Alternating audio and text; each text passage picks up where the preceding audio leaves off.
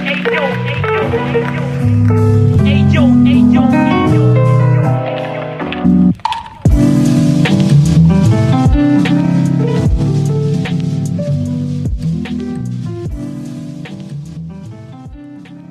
project is a no-profit foundation about visual art and photography.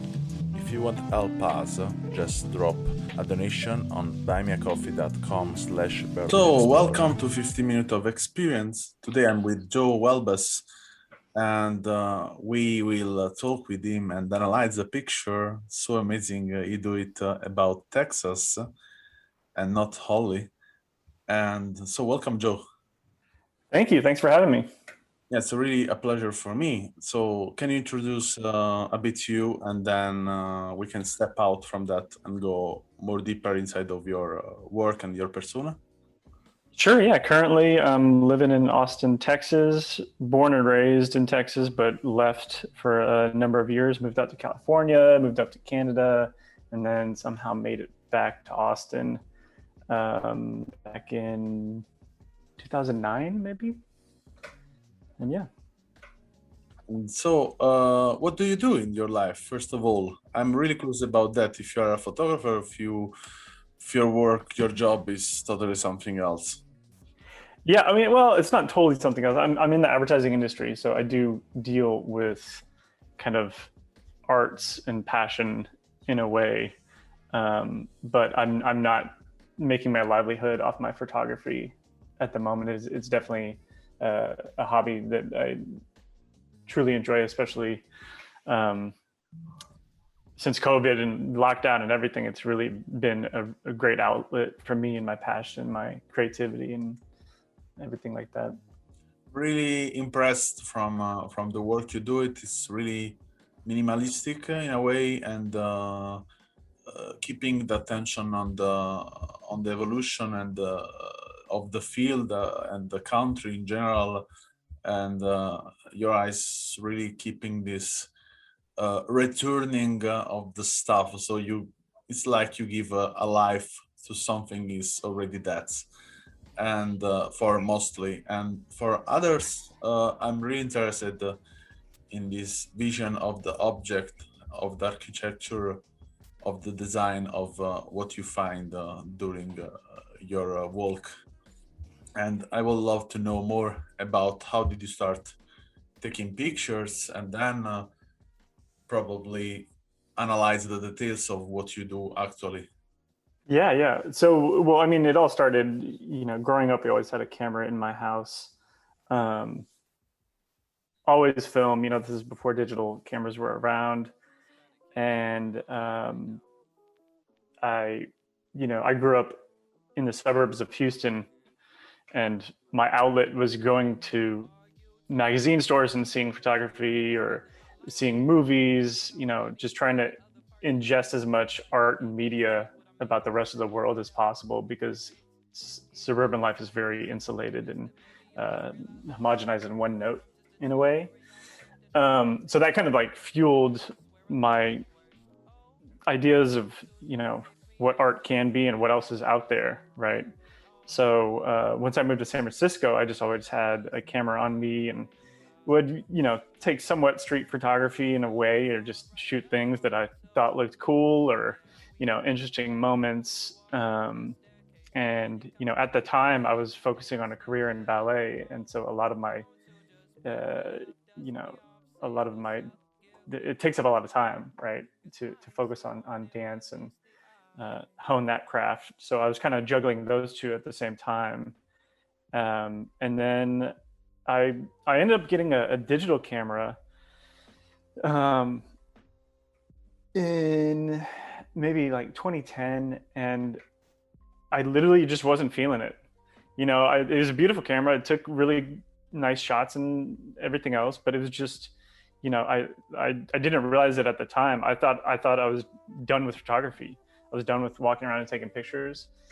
But I just wasn't feeling the digital aspect. So once I got back into film, I was like, oh,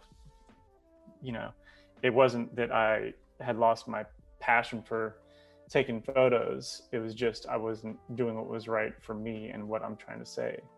right? And moving to my current work, as you said, I've been going out and about around Texas and kind of like shooting different things that are hanging on for dear life in a way, and things that have passed their prime but are still beautiful in a way. And those have been my subjects as everyone's been inside, and I've been trying to find beauty and style and hone my craft and learn from every photo, uh,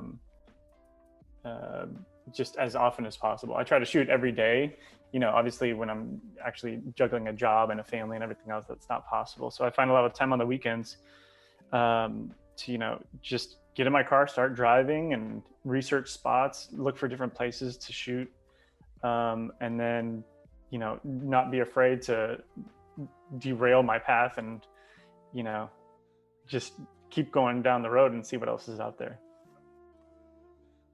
Yeah, I totally understand what you mean. And I was thinking also, I could not imagine how it happens, the connection between you and this magic moment of taking a picture.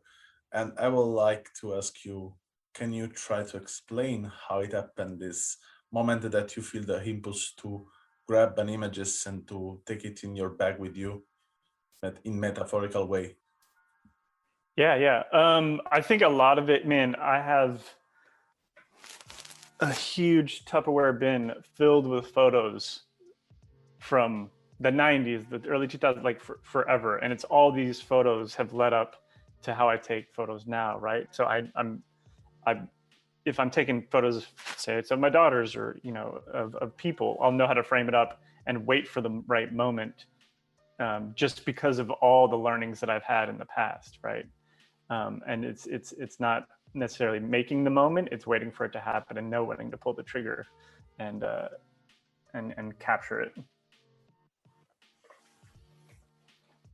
Yeah, I got, and it's, I think, pretty similar to what happened to me also. I have to say that probably I stopped some years ago to see the world in the way you see the world, and probably also because I'm not anymore in this kind. I mean, I'm not in Italy anymore. I'm in Germany, and I don't have the possibilities to drive along to villages. So then I don't have the possibilities to find out that realities. And my eyes moved on subject are more from the street, and so grab more the attention on the trash, on the where the human pass, So in a way, it's my point of view is more on the actual trash than to the past beauty that actually is there abandoned, no? So Absolutely. it's absolutely one of the object, the subject is more common in your picture, especially in your website. And to jump in your website, I'm curious now that you have two work projects. They are coming soon. One is this two show pass, and the one and another is no service, but they are in both in coming soon. So then now I should ask you, can you try to explain them in words without picture? I mean, because I cannot watch the pictures, so then they are incoming soon. So now I ask. Yeah. Well, before I explain them a little bit, to what you were saying, you shoot what is around you, right? I'm not in New York. I'm not going to be taking street photos of people and random magic moments that happen. I'm not, in the beautiful Pacific Northwest and taking beautiful scenery. I'm shooting what's around me, right? And I think, it's up to us to find that, whether you're stuck in a garage, find a good photo, or if you're stuck in your backyard, just make it happen.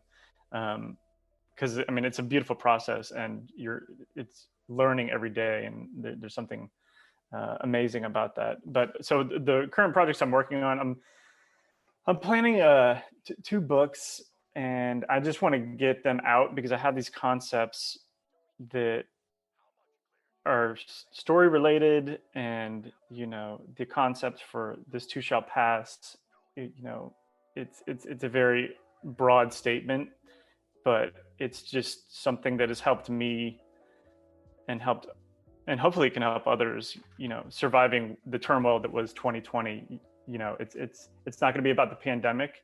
It's about all the beauty around the pandemic, and there's no masks, there's no protest. I mean, as you might know, my country was in a tailspin this time last year, which had everyone scratching their heads.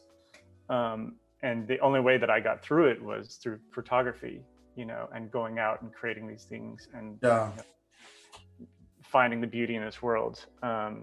Whereas No Service, that's focused on travels to West Texas that I'm halfway done with.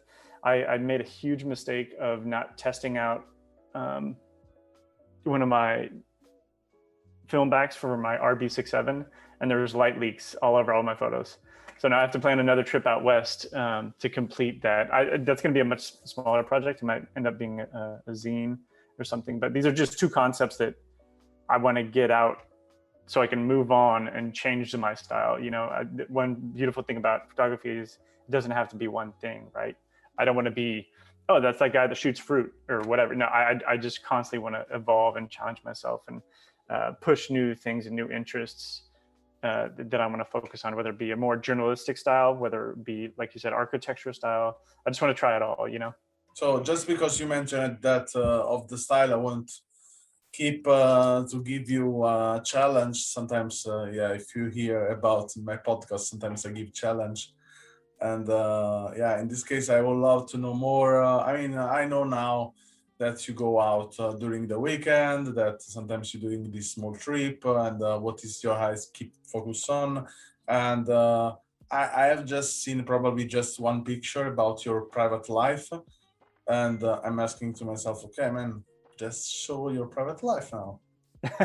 Yeah, well, I mean, I'm a little wary about, showing my children not on only the your internet. children. I mean, not only your children. I can get it because I don't publish picture of my children. But I mean, I will say probably they are the best picture I've did in my life, because especially some months ago we did this picture where he was jumping, and I was taking the picture from the under part, and it was kind of flight on me. It was really funny. Yeah, just perfect, right? Well, I mean, I'm also a private guy in a way. I have tons of photos of my children. They are my subjects for probably 50% of my photos. I just don't share them because I am kind of private. But I like what you're saying about, sharing more private, more about my private life, because they're. Yeah, I know. I mean, it's hard on. I do wear my heart on my sleeve. And constantly myself, but probably the right choice in this case is come up after 10-20 years when your children are already major, and come up with a book or something like that. Will be amazing. And I see about your project, your work you explained it before. Did you already figure it out?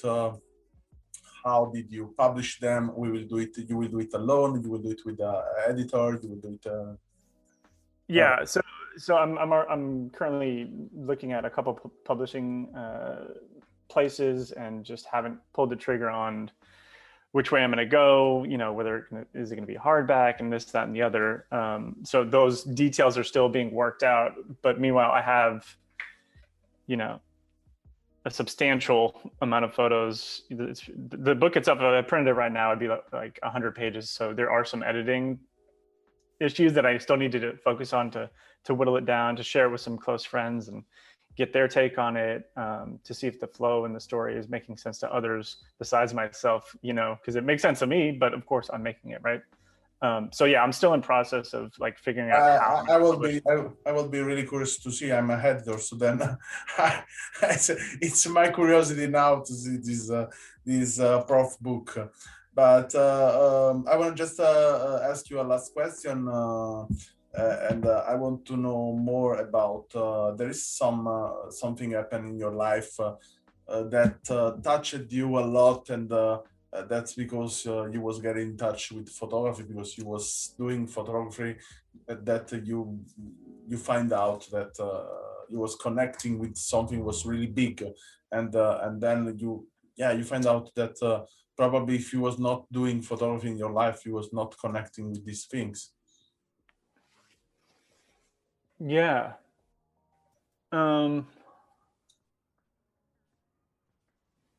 Well, a moment that stands out to me, I was seeing Walker Evans' work at the MoMA in New York, and I was sick that morning. I was not feeling good. I remember, going to the MoMA is amazing. It's huge. We were there for a few hours, but I was just constantly like, okay, where's the bathroom? I'm not feeling good. And we went to the section where Walker Evans' photographs were, and I was just like, holy crap! Like, there are photos in the subway, up close, very intimate, work that I had never really seen before. And I remember just being like, how do you make that? How did you? It doesn't get more real than that, right? And if I can translate that realism in from my own point of view, what is that going to look like, right? So I think all artists can blend into different mediums. So if I played a trumpet, what would it sound like? If I did this, what would it sound like? And because I had a love for photography, I'm still finding that, like, what is this going to look like? And that kind of fuels my passion. Yeah.